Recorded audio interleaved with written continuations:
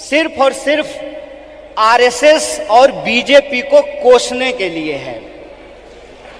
ये मंच सिर्फ और सिर्फ मोदी जी क्या कर रहे हैं इसके बारे में बताने की है, क्योंकि वो तो आप सब लोग जानते हैं।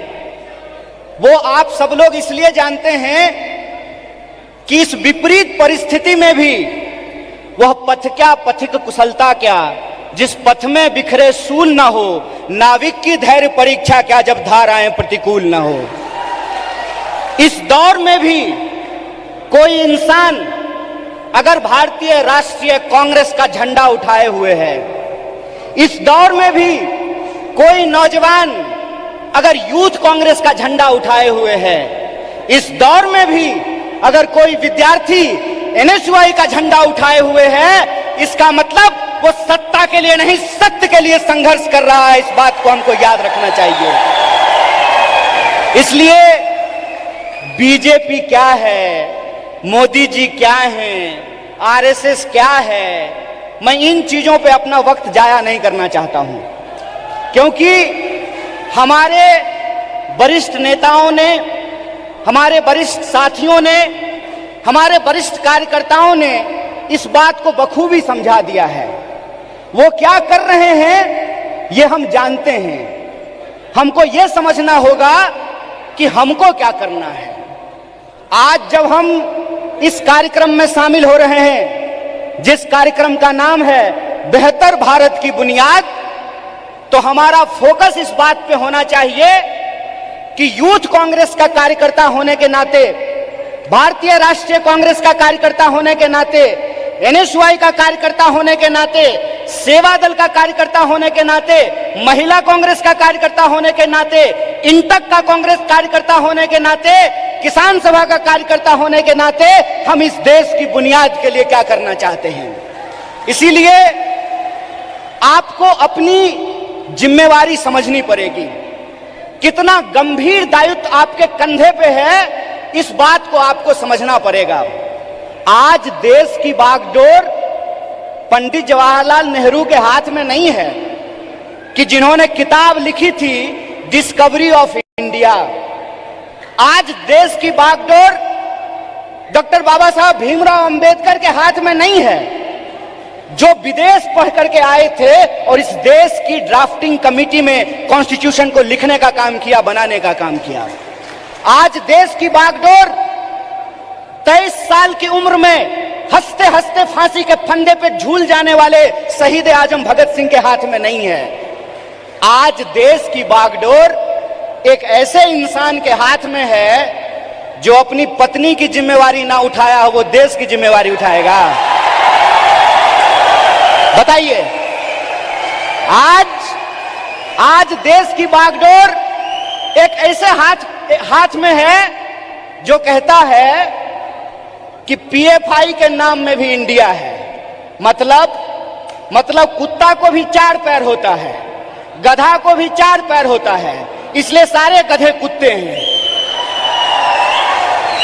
अगर ये रीजनिंग मैं लगाऊं, जो रीजनिंग का अधिकार नहीं है, इसीलिए जब आज का अधिकार नहीं है, इसीलिए जब आज आप यूथ कांग्रेस का झंडा अपने हाथ में उठाए हुए हैं, जब आप कहते हैं यूथ कांग्रेस जिंदाबाद, इसका क्या मतलब है?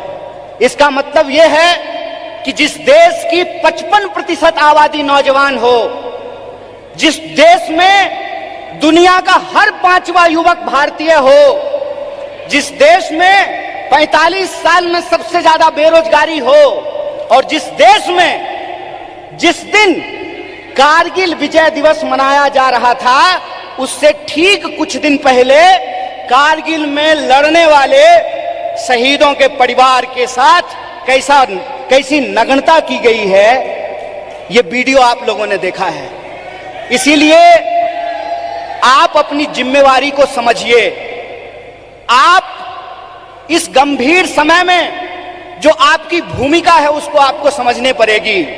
और मेरा मानना बिल्कुल साफ है, जैसे बिना विचार की कोई राजनीति नहीं होती है, उसी तरह से बिना नौजवान के बिना विद्यार्थी के कोई पार्टी सत्ता में नहीं आ सकती है, इस बात को याद रखिएगा। अगर आप चाहते हैं कि इस देश में सत्य का शासन हो और सत्ता पे बैठे हुए लोगों का जो अहंकार है उस अहंकार को चकनाचूर किया जाए, जिस लोकतंत्र की बुनियाद पर, जिस जमहूरियत के दम पर आज उनको कुर्सी पे बिठाई गई है, अगर आप उनको नीचे उतारना चाहते हैं तो इस बात को आपको समझना पड़ेगा कि इस देश के नौजवानों और विद्यार्थियों को सबसे बड़ी भूमिका निभानी पड़ेगी। अगर भारतीय राष्ट्रीय कांग्रेस शरीर है तो एनएसवाई और यूथ कांग्रेस को दोनों हाथ बनना पड़ेगा, यह बात हम लोगों को समझना होगा। जब तक इस देश का फर्स्ट टाइम वोटर, जिसके मैसेज में, जिसके स्नैपचैट पे, जिसके इंस्टाग्राम में, जिसके व्हाट्सएप पे झूठ परोस करके, मिस इन्फॉर्मेशन परोस करके उनको गुमराह किया गया है, जब तक उनके सामने हम सच्चाई लेकर के नहीं जाएंगे, जब तक हम घर घर नहीं पहुंचेंगे, जब तक हम स्कूल स्कूल नहीं पहुंचेंगे, विश्वविद्यालय विश्वविद्यालय नहीं पहुंचेंगे, तब तक इस सत्ता पे बैठे हुए लोगों को हम सत्ता से बाहर नहीं कर सकते हैं और लोकतंत्र को बचा नहीं सकते हैं। जो सवाल है यहां पर कि भारत का बुनियाद क्या है, भारत का बुनियाद है इंडिया, यह बात हम लोगों को समझना पड़ेगा। भारत का बुनियाद है इंडिया, और वो जो इंडिया है वो इंडिया एक सोच है, और वो सोच को हमको एक एक कार्यकर्ता को अपने व्यवहार में लेकर के आना पड़ेगा। अगर हम महात्मा गांधी का उदाहरण आपके सामने रखें तो किस तरह का एग्जाम्पल हमको देखने का मिलता है। गांधी जी ऐसे नहीं थे कि बुनियाद भारत के कार्यक्रम में आए हैं, कर्नाटक में सरकार भी है तो थोड़ा फोटो वोटो खिंचा करके चल देंगे, ऐसे नहीं होगा। ये मैं आपकी आलोचना नहीं कर रहा हूं, ये मैं अपनी आलोचना कर रहा हूं। गांधीवादी तरीका यह है कि चंपारण में जब किसान लड़ रहे थे तो गांधी जी शहर छोड़ करके चंपारण चले गए, वहीं आश्रम बना दिया, महीनों तक लड़ते रहे और अंग्रेजों को धूल चटा दिया। ये गांधीवादी तरीका है। 100 समस्याएं होंगी, 100 समस्याएं होंगी, 1000 समस्याएं होंगी। बतौर फ्रंटल ऑर्गेनाइजेशन मैं बार बार कह रहा हूं, भारतीय राष्ट्रीय कांग्रेस तभी मजबूत हो सकता है जब यूथ कांग्रेस और एनएसवाई मजबूत होगा। इस बात का संकल्प हमको लेना पड़ेगा। और वो मजबूती कैसे होगी? वो मजबूती ऐसे होगी, गांधीवादी तरीके से होगी कि हम एक समस्या को उठाएंगे, लगातार आंदोलन करेंगे और जब तक सरकार और प्रशासन को झुका न दे अपने आंदोलन को वापस नहीं लेंगे। ये तरीका हमको अपनाना पड़ेगा। और एक बात याद रखिएगा, जब आप आंदोलन जीतते हैं, जब आप संघर्ष को जीतते हैं तो टिकट का सवाल अपने आप सॉल्व हो जाता है। यह बात मैं इसलिए कह रहा हूं कि शायद लोगों को इस देश के इतिहास को दोबारा जाकर के देखने की जरूरत है। क्यों? क्योंकि हम उस पार्टी से हैं जिस पार्टी ने इस देश को आजादी दिलाई है। अभी एक कलाकार ने आजादी की बात की, हाथों की आजादी की बात की, देश की आजादी की बात की, तो एक एक भारतीय राष्ट्रीय कांग्रेस के कार्यकर्ता को गर्व से यह बात कहनी चाहिए कि हम वो लोग हैं जो इस देश को आजादी दिलाए हैं और आजाद देश में आजादी को बचाएंगे भी। इस बात को हमको याद रखना है। और अगर हमने इसका संकल्प लिया है तो मैं एक उदाहरण आप लोगों को देना चाहता हूं, खास करके जो हमारी महिलाएं यहां पे बैठी हुई हैं। जब कांग्रेस पार्टी हार गई थी श्रीमती गांधी के नेतृत्व में, तो उस वक्त लोगों ने कहा था कि कांग्रेस समाप्त हो गया है। उसके बाद श्रीमती गांधी बिहार गई थी, जहां से मैं आता हूं।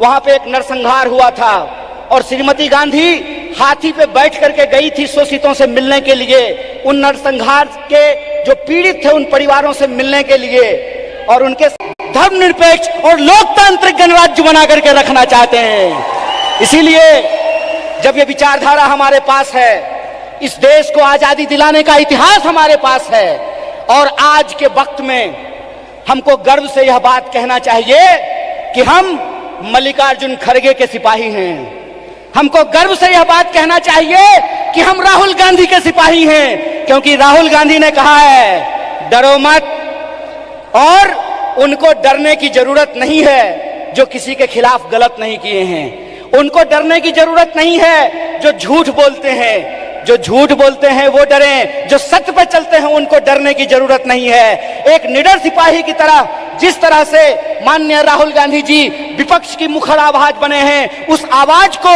हमको घर घर पहुंचाना होगा। और इस देश की जो बुनियाद है, भारत की जो बुनियाद है, वो इस देश की संविधान की प्रस्तावना में लिखा हुआ है। उस प्रस्तावना को हमको घर घर लेकर के जाना पड़ेगा।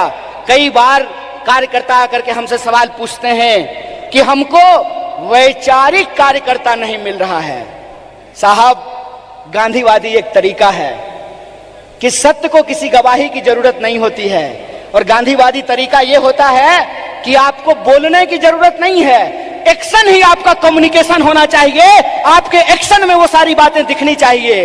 एक बात कहिए कि मैं बहुत महंगा शर्ट पहन करके, मोटा मोटा सोना का सिकड़ी पहन करके, 5 करोड़ का गाड़ी लेकर के आपके पास आऊं और मंच पे खड़ा होकर के गरीबी पे भाषण दूं, आप हम पे भरोसा कीजिएगा?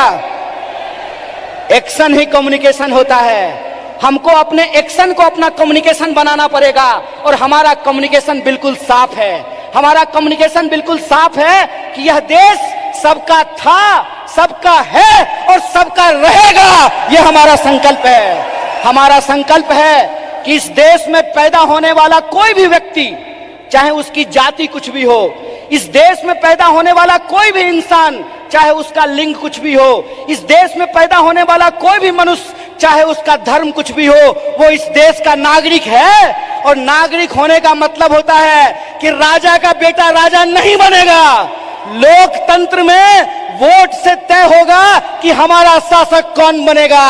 और यह जो लोकतंत्र है, यह लोकतंत्र ही भारत की बुनियाद है। यह लोकतंत्र ही भारत की बुनियाद है, और इसी लोकतंत्र को बचाने का काम यूथ कांग्रेस के एक एक कार्यकर्ताओं को करना पड़ेगा। हम जो झंडा अपने कंधे पे लिए हैं, यह झंडा सिर्फ एमपी एमएलए बनने के लिए नहीं है। यह झंडा इस देश की आजादी को बचाने के लिए। इस बात को याद रखिएगा। इस देश में 2 तरह के लोगों के बीच लड़ाइयां हो रही है। इस मुल्क में 2 तरह के लोग हैं। एक वो लोग हैं जो नफरत फैलाते हैं, एक वो लोग हैं जो इंसान को आपस में बांटते हैं, एक वो लोग हैं जो ऊंच नीच करते हैं, एक वो लोग हैं जो इंसान को लड़ा करके इस देश की शक्ति को कमजोर करते हैं। एक हम वो लोग हैं जो नफरत के खिलाफ हमको मोहब्बत की आवाज को बुलंद करना पड़ेगा। और आखिरी बात अपनी बोल करके खत्म करूंगा। जब साहब गा रहे थे तो इनकलाब की बात कर रहे थे, लेकिन हमारे कुछ कार्यकर्ता उसको मोहब्बत की तरह ले रहे थे।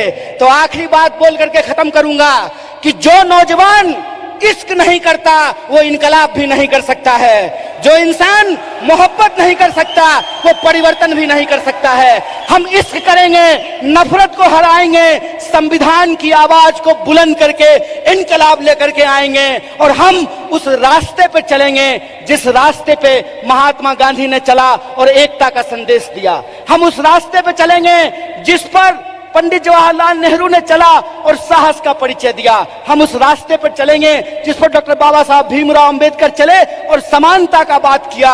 हम भगत सिंह के वासी हैं, हम भगत सिंह के वासिंदे हैं, हम भगत सिंह के वारिस हैं। हमको भगत सिंह के सपनों का देश बनाना है, गांधी के रास्ते पे चलना है और अंबेडकर के विचारों को आगे लेकर के जाना है। इसी आशा और विश्वास के साथ कि भारत की बुनियाद इंडिया में है और इंडिया की जो शक्ति है उसको हमको जोड़ना है। एक आखिरी नारा बोल करके अपनी बात को खत्म करूंगा।